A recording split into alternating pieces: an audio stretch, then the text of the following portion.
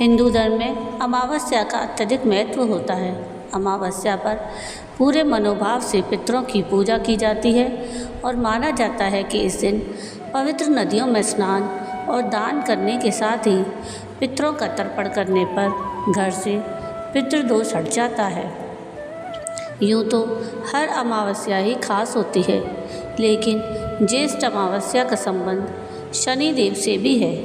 ज्येष्ठ माह में पड़ने के चलते इसे जेठ अमावस्या भी कहते हैं। जेठ अमावस्या को बड़ अमावस्या या बड़मावस भी कहते हैं। इस दिन वट सावित्री का व्रत भी रखा जाता है।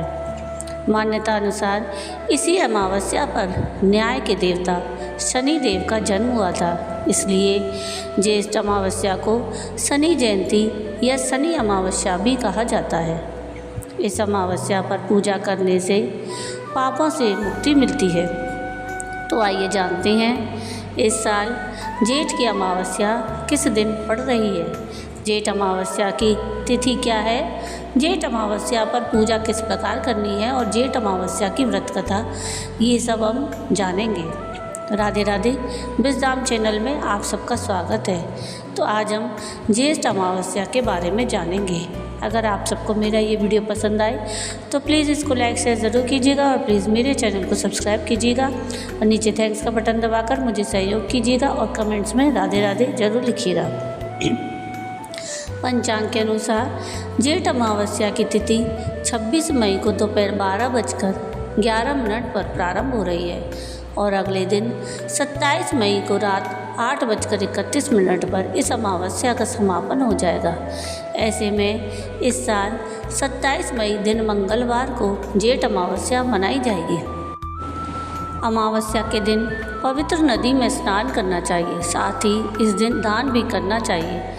अमावस्या के दिन भगवान शिव और माता पार्वती की उपासना की जाती है। इस दिन पीपल के वृक्ष की उपासना की जाती है।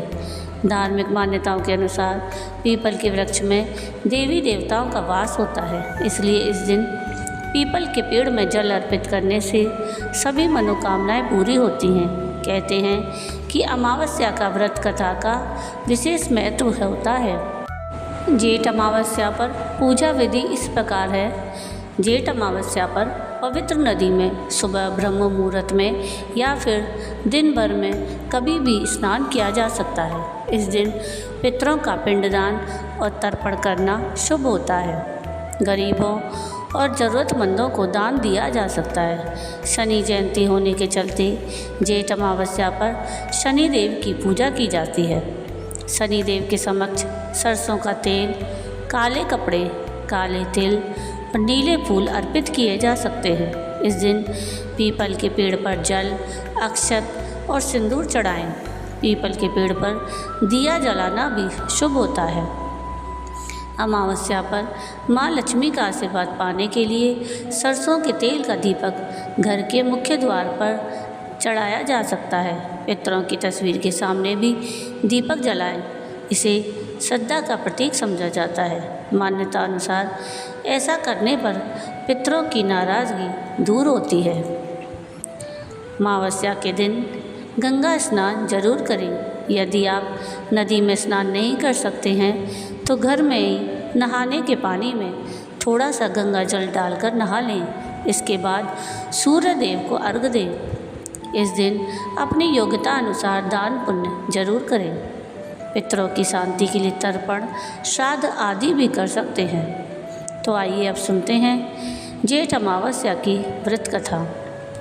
प्राचीन समय में एक गरीब ब्राह्मण परिवार था, जिसमें पति पत्नी और उसकी एक पुत्री साथ रहते।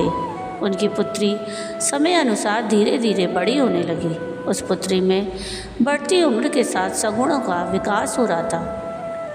वो कन्या दिखने में बहुत सुंदर, संस्कारवान और गुणवान थी, लेकिन गरीब होने की वजह से उसका विवाह नहीं हो पा रहा था। एक दिन उस गरीब ब्राह्मण के घर एक साधु महाराज पधारे। साधु उस कन्या के सेवा भाव से काफ़ी प्रसन्न हुए और उन्होंने कन्या को लंबी आयु का आशीर्वाद दिया। लेकिन साथ में साधु महाराज ने ये भी कहा कि इस कन्या के हाथ में विवाह की रेखा नहीं है। तब ब्राह्मण पति पत्नी ने साधु से अपनी पुत्री का विवाह करने का उपाय पूछा। साधु महाराज ने कुछ देर विचार किया। इसके बाद अपनी अंतर्दृष्टि में ध्यान करके बताया कि यहाँ से कुछ ही दूरी पर एक गांव में सोना नाम की एक धोबिन रहती है, जो बहुत ही संस्कार संपन्न और पति परायण है। यदि ये कन्या उस धोबन की सच्चे दिल से सेवा करे और धोबिन महिला इसकी शादी में अपनी मांग का सिंदूर लगा दे, तो इस कन्या का विवाह हो जाएगा और इस कन्या का वैधव्य योग मिट जाएगा। साधु महाराज की बात सुनकर ब्राह्मणी ने अपनी बेटी को धोबिन की सेवा करने के लिए भेज दिया। अगले दिन से ही कन्या सुबह उठकर उस धोबिन के घर जाकर उसके घर का सारा काम करके वापस लौट आती। लेकिन उस कन्या ने ये बात धोबिन को पता नहीं चलने दी। वो सुबह सुबह सभी के सोने के समय ही सारा काम करके वापस लौट आती। एक दिन सोना धोबिन अपनी बहू से पूछती है कि तुम तो सुबह ही उठकर सारे काम कर लेती हो और मुझे पता भी नहीं चलता। तो बहू ने कहा कि माँ जी, मैंने सोचा कि आप ही सुबह उठकर सारे काम कर लेती हैं, मैं तो देर से उठती हूँ। यह सब जानकर दोनों सास बहू चिंता में पड़ गईं और घर की निगरानी करने लगी कि कौन है जो सुबह ही घर का सारा काम करके चला जाता है। कई दिनों के बाद धोबिन ने उस कन्या को पकड़ लिया। उसने देखा कि मुंह ढके अंधेरे में वह कन्या घर में आती है और घर का सारा काम करने के बाद चुपचाप चली जाती है। जब वह जाने लगी तो सोना धोबिन उससे पूछने लगी कि आप कौन हैं और इस तरह छुपकर मेरे घर की चाकरी क्यों कर रही हैं। तब कन्या ने साधु द्वारा कही गई सारी बात धोबिन को बता दी। सोना धोबिन पति परायण थी, अतः उसमें तेज था। वह उस कन्या की सहायता करने के लिए तैयार हो गई। सोना धोबिन का पति थोड़ा अस्वस्थ था। उसने अपनी बहू से अपने लौट आने तक घर पर रहने को कहा। सोना धोबिन ने जैसे ही अपनी मांग का सिंदूर उस कन्या की मांग में लगाया, वैसे ही उसका पति मर गया। सोना धोबिन उस दिन घर से बिना कुछ खाए पिए ही चली थी, यह सोचकर कि रास्ते में कहीं पीपल का पेड़ मिलेगा तो उसकी परिक्रमा करके ही जल ग्रहण करेगी। जिस दिन ये घटना हुई उस दिन सोमवती अमावस्या थी। ब्राह्मण के घर मिले पूरे पकवान की जगह उस धोबिन ने ईंट के टुकड़ों से 108 बार भवरी देकर 108 बार पीपल के पेड़ की परिक्रमा की और उसके बाद जल ग्रहण किया। ऐसा करते ही उसका पति जीवित हो उठा। तो ये थी कथा जेठ अमावस्या या सोमवती अमावस्या की। आपको ये कथा कैसी लगी मुझे कमेंट करके ज़रूर बताइएगा। और अगर आपको ये कथा पसंद आई हो तो प्लीज़ इसको लाइक शेयर ज़रूर कीजिएगा। प्लीज़ मेरे चैनल को सब्सक्राइब कीजिएगा और नीचे थैंक्स का बटन दबाकर मुझे सहयोग कीजिएगा और कमेंट में राधे राधे ज़रूर लिखिएगा।